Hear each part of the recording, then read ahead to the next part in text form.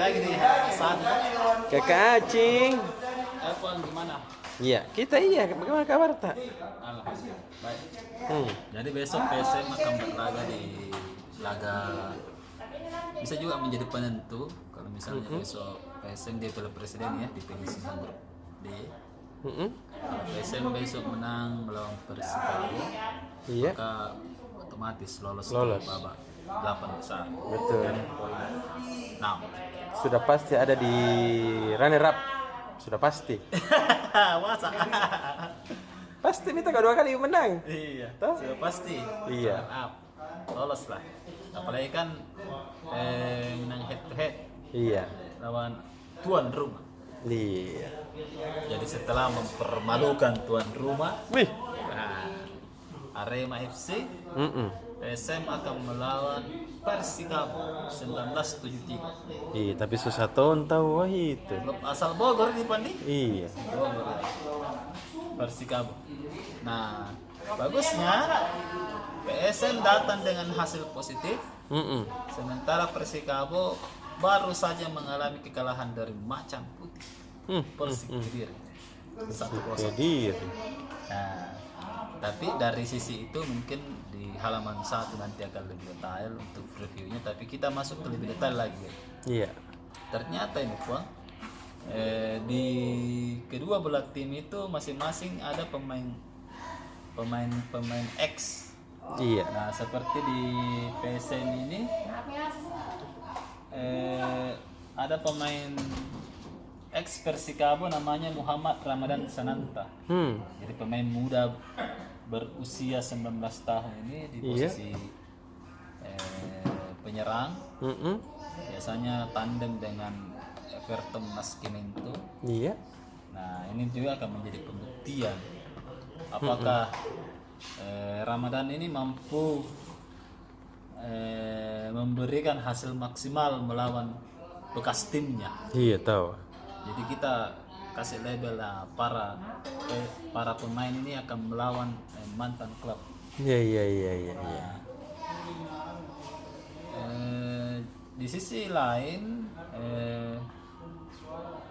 di squad PSM itu ada dua pemain ex Persikabo namanya di PSM di pemain PSM di pemain Persikabo ada dua lah mantan pemain PSM namanya Aji Kurniawan sama Sahrul Mustafa. Mereka sama ini semua adalah pemain PSM di musim lalu.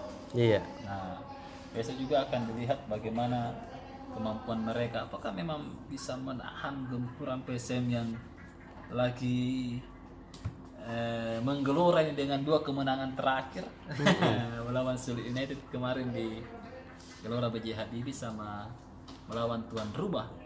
Jadi percaya dirinya PSM ini sementara di atasnya. Iya. Nah, ini besok akan menjadi ujian tersendiri. Karena sedikit banyak para mantan pemain ini tahu strategi dasarnya tak? Betul. Apalagi Aji kan baru-baru pindah, Sahur juga baru-baru pindah. Dia tahu lah bagaimana permainan yang sering dimainkan oleh Tavares. Begitupun dengan Ramadan, dia tahu permainan yang sering dimainkan oleh Persikabo. Sehingga ini akan menjadi seru karena masing-masing ada lawan yang pernah menjadi kawan. Iya. Besok juga kita turunkan bagaimana status Harlan Suardi yang belakangan ini disebut bakal bergabung dengan PSM. Kabar terbarunya sudah disuruh bikin paspor. Iya, tahu. Nah, apakah Harlan akan gabung itu kita belum tahu karena beberapa belakangan ini memang manajemen sangat hati-hati untuk merekrut maupun melepas pemain. Jadi kita tunggu saja bagaimana kabarnya Harlan Suardi, apakah akan gabung. Kalau disuruh bikin paspor ya kayaknya ada di pembicaraan sih. Iya, tahu. Cuman yang menarik karena Rifki sudah gabung. Nah, jadi ini jadi 4 nih nanti penjagawannya PSM ya. Iya. Kita tidak tahu. Tapi Reza ini Pandi sangat spektakuler juga ini. Gemilang itu. Gemilang ini pemain pare-pare ya. Jadi ya akan seru persaingan di posisi kiper Kemudian di posisi pemain tengah juga seru. Dan kita besok nantikan bagaimana pertunjukan PSM. Harusnya sih menampung ya, karena Iya. lawan tuan rumah saja menang. Masa lawan Persikabo tidak? Kemudian ada juga beberapa kabar supporter yang akan mengirimkan ke sana supporter untuk menonton langsung pertandingan ini besok sore Iya. di video.com. Tidak disiarkan di TV tapi di video.com. Jadi di mana saja Anda bisa nonton. Download ko memang mako. Memang maki video.com. Nah, kemudian di lain itu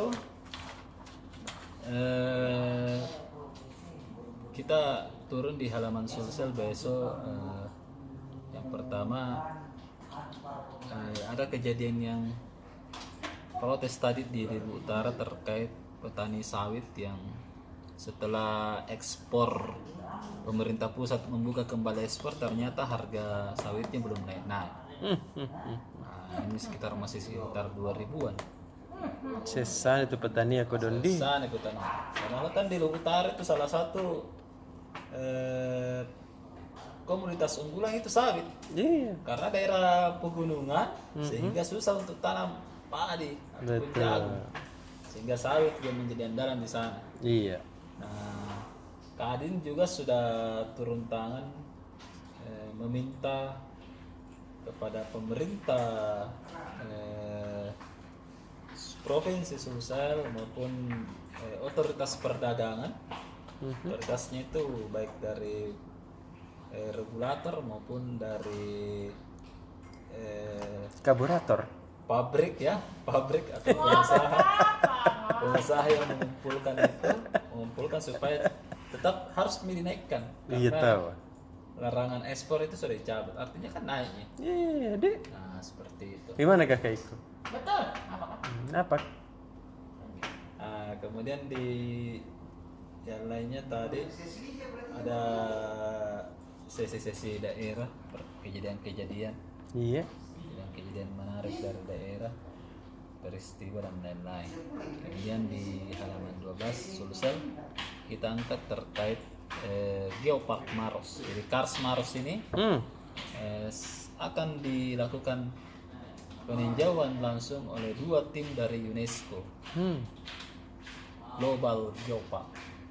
Jadi mereka akan melakukan peninjauan selama 3 hari di Maros dan Pangkep. Apakah memang layak untuk menjadi warisan dunia? Jadi ini kalau misalnya Global Kars Maros Pangkep sudah masuk ke dalam UNESCO Global Geopark, maka ini akan dilindungi. Tidak boleh ada penambangan, aktivitas yang membuat kerusakan di sana. Akan dijaga dan akan menjadi destinasi wisata dunia. Tahu, Dek. Yang keempat, kalau kita gabung semua itu untuk daratan dan lautan, itu kan Kars di sana adalah daratannya, kemudian ada juga Spermionde. Iya betul. Luas sekali, ada sekitar 220.000 hektar. Iya, banyak ini besar Dek. Iya. Dan itu kalau dikelilingi itu itu akan menjadi wisata yang menarik dan ini asli di Sulawesi Selatan akan menjadi tujuan dunia kalau begitu. Pasti miti. Nenek-nenek kusur dari Belanda itu datang ke dia udah pulang cepat kampung. Jadi dua asesor dari UNESCO sudah turun. Datang. Hasilnya itu ya akan disampaikan di rapat PBB UNESCO di bulan September. Kalau disetujui ini akan menjadi Geopark. Wah, ngeri lah, banyak bantuan lah untuk kita. Dan ini akan menjadi wisata tersendiri. Betul. Jadi bukan cuma Bali yang menjadi andalan di Indonesia. Maros dan Pangkep akan menjadi andalan juga. Nah, orang Maros sama orang Pangkep ya silakan berbangga. Baru di luar negeri itu Iya. tidak ada ikan bolu. Tuh, Ya. di Maros jadi yang Pangkep ikan bolu. Ya. Apa bahasa Inggrisnya di kamu? Banten. Bahasa Inggrisnya apa nih? Apa gitu? Nah, itu ya untuk besok. Kemudian yang lain ada Ibu Indah tadi. Datang tadi. Enggak sudah kunjungan di daerah tuh. Ibu Indah ini salah satu bupati yang aktif turun ke daerah. Ada besok beritanya dia Lapangan tahu adik. ke komunitas wanita tani Mhm. yang meminta kepada ibu-ibu untuk menanam sayur di pekarangannya. Hmm. Ini sebenarnya program kementerian yang di breakdown atau diturunkan ke daerah-daerah. Karena kan di mana-mana itu program kementerian baru bisa jalan kalau di daerah-daerah. Betul. Nah itu supaya tidak susah lagi karena kan bahan pokok naik ini. Hmm. Terbaru tadi kita dapat informasinya daerah naik semua bahan pokok terutama di cabai. Cabai selalu menjadi inflator. Iya deh. Kenapa Iya, begitu? menjadi penyebab kenaikan bahan pokok atau sembako di daerah-daerah. Di Bulukumba Berapa sudah nih? naik. Bayangkan dari 15.000 per kilo Kilo? sudah sekarang 65.000. Ini. Kemarin di Jenepon tuh 3.000 aja. Iya, karena kan anomali pun toh. Cuaca yang tidak Berubah menentu ya. kan. Banyak Berubah-ubah. membuat petani-petani cabai itu Kodong. merugi sehingga ya pasti naik. Dan kalau orang Sulawesi itu tidak sah rasanya makan, tidak ada lombok. Iya. Oh, kita tahu. Iya. Itu saja Panda. Udah. Nanti kita podcast lagi. Iya. Nah, Dah.